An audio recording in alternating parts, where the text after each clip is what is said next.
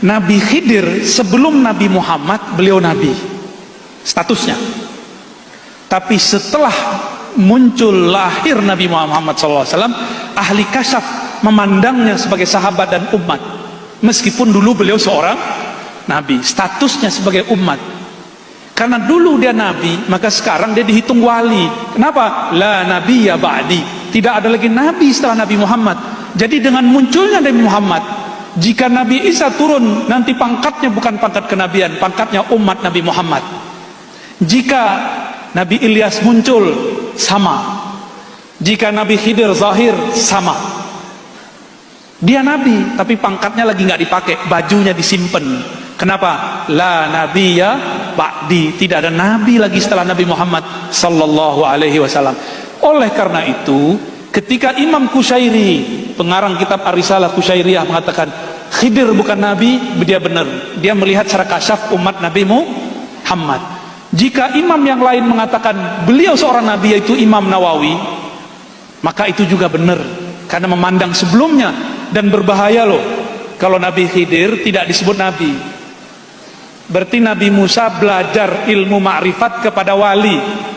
Nanti orang membayangkan wali lebih tinggi daripada nabi. Itu perkataan Imam Nawawi. Maka kita jamak, kita kumpulkan kalam itu. Itu musyahadatul af'al, terjadi antara Nabi Musa dan Nabi Khidir. Apa adabnya? Ingat, ada adabnya. Orang yang sampai di makom ini adabnya tambah tinggi kepada Allah. Ketika Nabi Khidir ditanya, kenapa engkau bunuh anak kecil? Kenapa engkau rusak kapal? Nabi Khidir nggak bilang ini perintah Allah. Nggak. Dia cuma mengatakan apa? Itu bukan amri. Tidak menisbatkan langsung kepada Allah, juga tidak mengatakan dirinya. Itulah adab seorang arif billah yang kenal kepada Allah. Maka orang berhakikat, kalau dia beradab disebut arif, al-arif billah. Jika dia tidak beradab, maka dia disebut iblis atau bani iblis. Iblis itu hakikatnya tinggi. Salah satu kajian hakikat, kajian ontologis asal muasal. Apa kata iblis mendebat Allah? Khalaqtani min nar wa khalaqtahu min tin. Ini kan tinggi hakikatnya iblis. Ya Allah, engkau ciptakan aku dari api, sedangkan dia dari tanah, asal muasal. Ilmu anasir namanya. Hakikat iblis benar. Iblis nggak mau sujud kepada makhluk, benar nggak? Sujud hanya kepada engkau ya Allah. Berarti iblis ini terhijab. Dia nggak sampai kepada tauhid level 3 aja nggak sampai. Nabi Adam itu tajalliyat asma Allah. Wa 'allama Adamal asma'a kullaha. Allah, kalau bahasa umumnya, Allah tajallikan asma'nya kepada Adam semuanya. Ini yang tidak terbaca oleh iblis.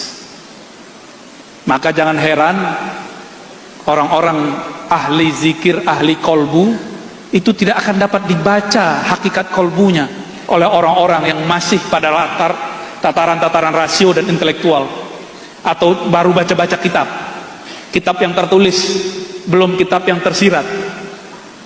Itu dimaklumi.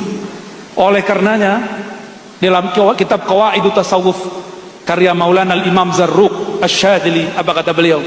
Ingkarnya fuqaha, orang-orang zahir kepada ahli batin, ahli kewalian, ahli tasawuf, itu ma'zur, dimaklumi. Orang syariat ingkar ke ahli hakikat, dimaklumi. Kita nggak usah marah-marah, ngamuk-ngamuk. Tapi kalau ahli hakikat ingkar kepada orang syariat, itu zindik. Kenapa? Dia tahu pentingnya syariat. Kalau orang syariat nggak ngerti hakikat, ya seperti anak kecil salah dimaklumi nggak? Dimaklumi. Makanya slogannya dari dulu gitu. Mohon maaf nih kalau para kiai ada yang ngomong begitu. Benerin aja syariat ente, tar dapat hakikatnya. Kita sempurnakan kalam ini. Benerin syariatmu dengan hakikat. Itu yang bener, yang pas, insya Allah. Karena tidak ada namanya tanaqud baina syariah wal haqiqah.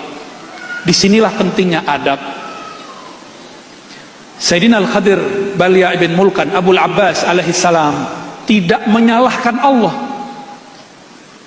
Dia cuma menafikan itu darinya, lalu menakirohkan, tidak menyebutkan sumber siapa yang nyuruh. Kalau Nabi Musa faham, Nabi Musa tidak akan protes.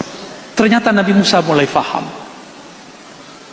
Karena Nabi Musa Allah berikan kepadanya tajalliyat zahir, Nabi Khidir Allah berikan kepadanya tajalliyat batin. Ini sama-sama nama Allah, ini zahir, ini batin. Sama-sama diuji.